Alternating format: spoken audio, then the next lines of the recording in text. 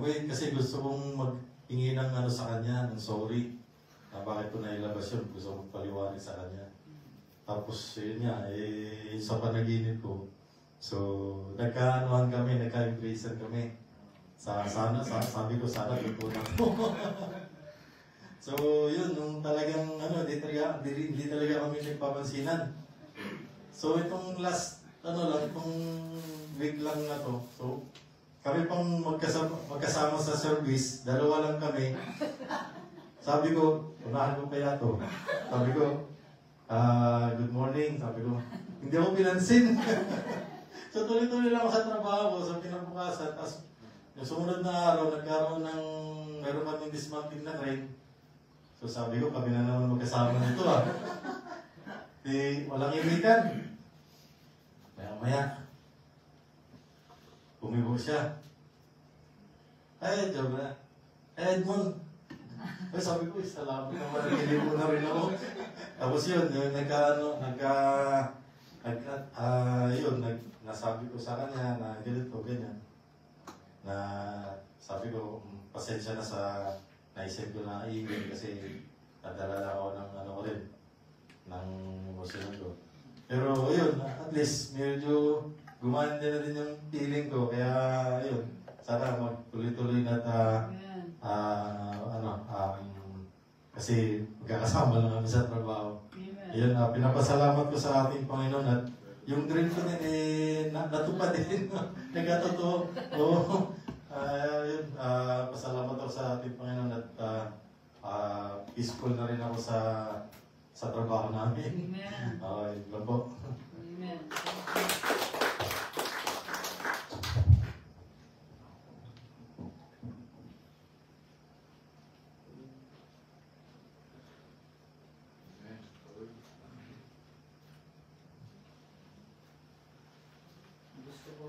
Gusto ko rin magpasalamat sa Panginoon dahil sa pag-iingat niya sa atin at sa ating mga mahal sa buhay sa Pilipinas. Alam natin na binabagyo sila ngayon doon. Amen. Balik ang pag-iingat at ang Panginoon ay hindi balik sa kanila.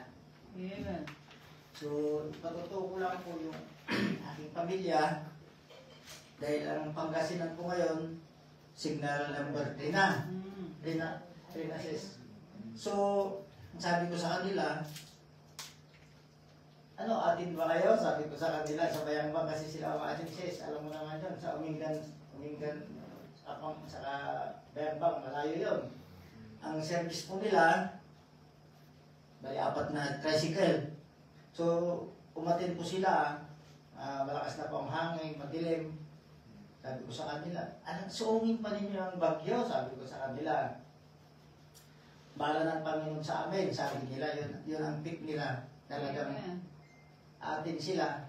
So, may kasama pa silang mga maliliit na bata, may 8 buwan, saka isang, 2 taon yung apo rin na isa.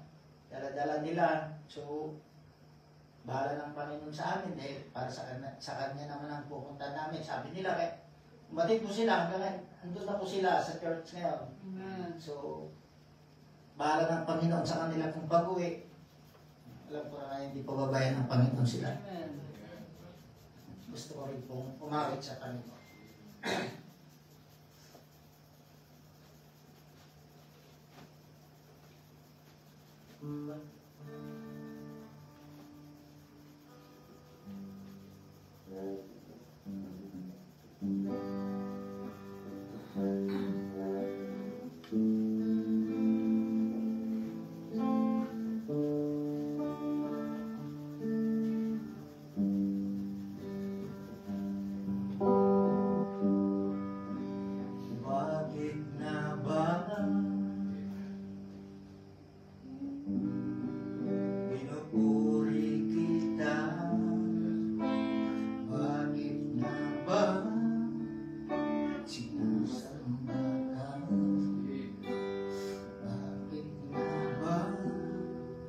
Pinaglilingkuran, bakit pinasasalamatan? Dahil Nais kong ibigin ka, hindi dahil sa himala. Nais kong ibigin ka, hindi dahil sa himala. Nais kong ibigin ka, dahil sa ikaw ay ikaw. Mahal kita, O Diyos, walang iba.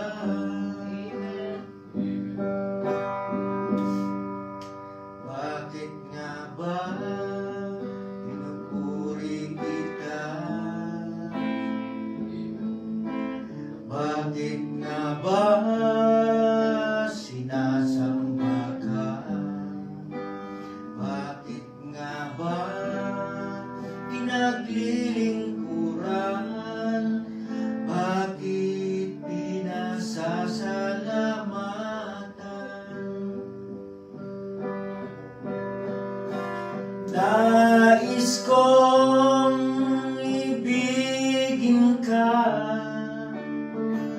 hindi dahil sa pagpapala.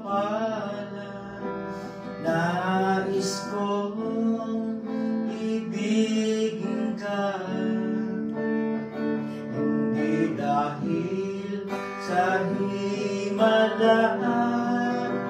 Nais kong ibigin ka,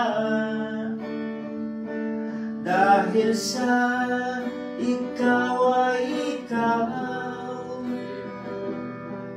Mahal kita, O Diyos, walang paman. Hallelujah. Purihin ang Panginoon.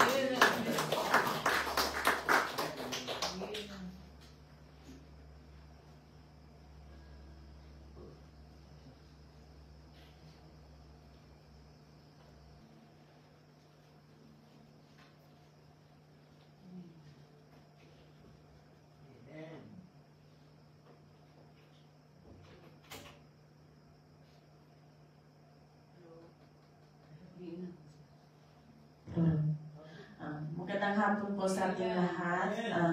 Ako din po ay nagpapasalamat po sa ating buhay na Diyos sa patuloy na pag-iingat po sa ating lahat, sa pag-provide po sa lahat ng ating mga pangangailangan, hindi lamang sa material na bagay, sa financial, kundi po sa spiritual po. Sa patuloy na pag-guide niya po sa atin, sa pagmumol niya po sa atin, para mag-grow po yung spiritual po natin.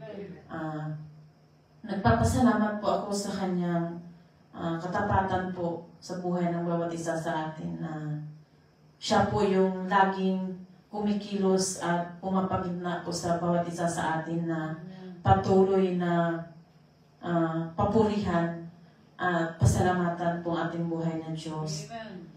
Salamat po sa kanyang katapatan sa mga trabaho na pinagkakaloob niya po sa atin. Kasi dito sa mundong ito, kailangan po natin magtrabaho para ma-provide po yung mga pangangailangan natin. Pero salamat po kasi si Lord po yung nag-provide ng kung ano man pong meron tayo. Salamat po sa kanyang pag-iingat sa araw-araw na pagpunta sa trabaho at pag-uwi po sa bahay na safe and sound po tayong lahat. Salamat po sa kanyang patuloy na pagbubuhos ng mga biyaya sa mga darating pa po. At I always claim po na palaging para sa ikabubuti po natin ang kanyang binibigay. Sa kanya ko lang po lahat itinataas ang lahat ng papuri at pasasalamat po. Glory to God in the highest.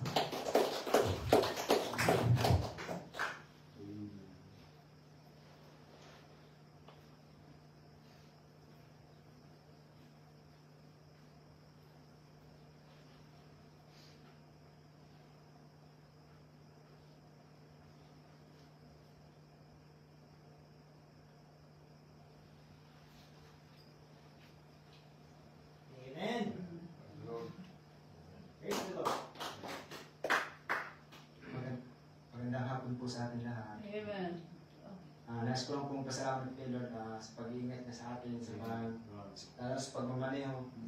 Din po sa akin kasi malayo ang biyahe. Salamat ako kay Lord at nakauwi ako na makatin na rin ang gawain niya.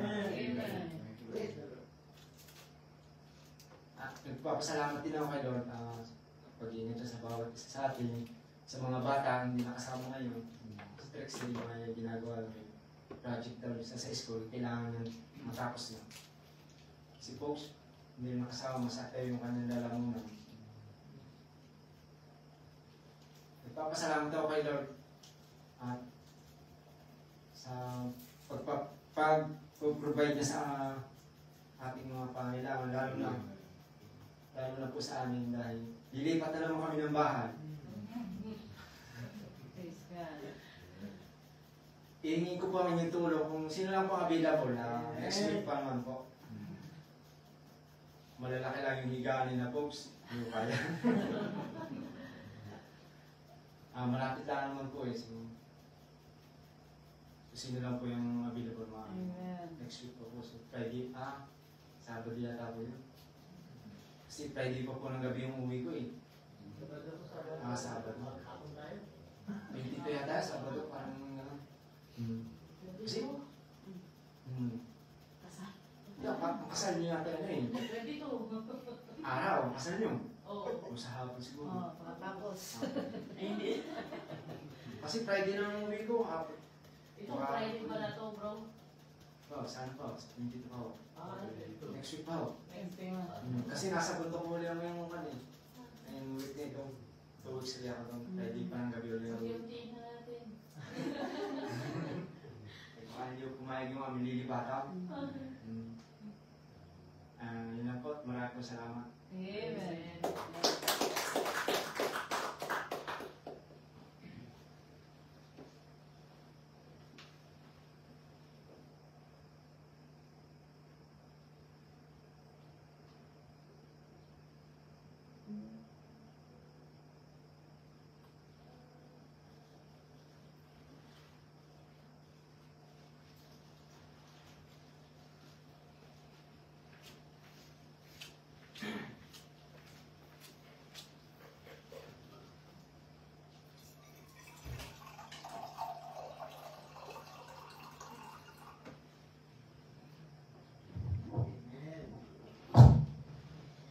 Nagpapasalamat lang din po sa Panginoon.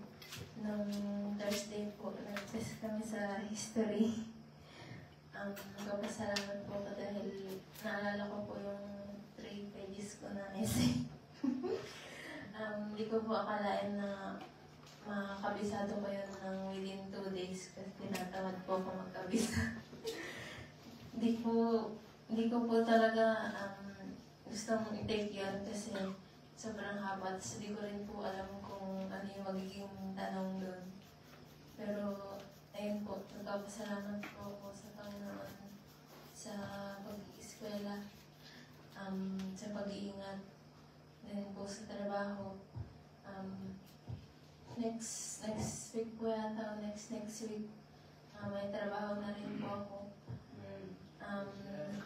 Nagpapasalamat po ako dahil iniingatan niya po ako ni Lord doon. Medyo na-feel bad din po ako dahil yung trabaho po parang nakakatakot na masaya. Dahil kasi po sa stadium maraming po may kita, ganun. Maraming mga tao, kaso nakakatakot po dahil marami po silang uminom ng minsan parang 10 po per person, gano'n. Kaya medyo nakakatakot po dahil ikaw po yung magsaserve, tapos ikaw din yung mag-clear out ng mga kalat nila. So, gabi na rin po nakaka-uwi mga 12 a.m. gano'n, 4 to 12.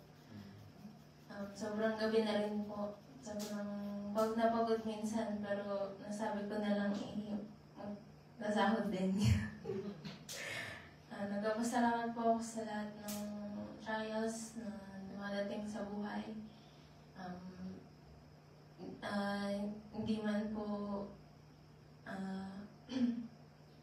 Ngayon pong pagkukulang sa Panginoon, pero andyan siya palagi na gumagabay at ang daming blessing na dumadating.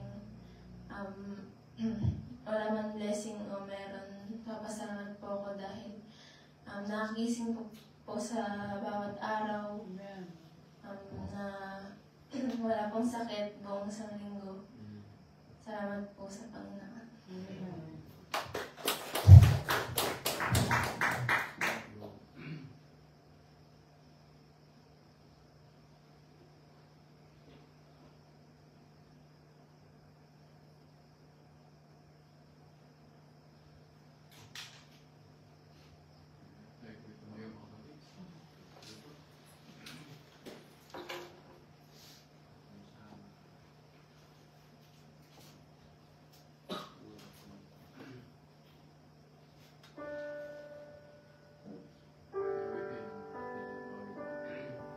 Sweep over us.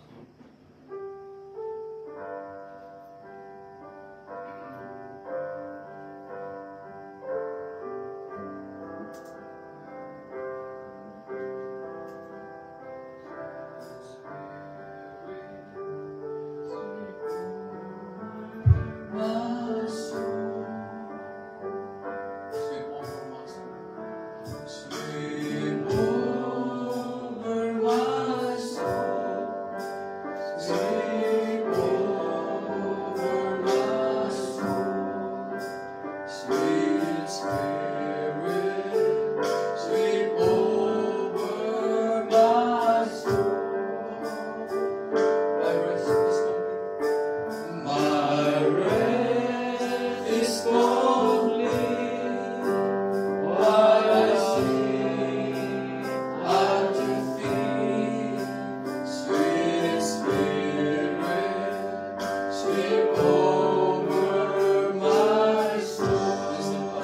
Sing a song about sweep over my soul. Sweep over my soul. Sweep over my soul. Sweet Spirit, sweep over my soul. My rest is complete while I sit at your feet. Sweet Spirit, sweep over my soul. Amen. Bago tayo manalangin, nais kong magbukas tayo ng scripture, mga kapatids. Akong ito, dito po, mga kapatids, sa Genesis.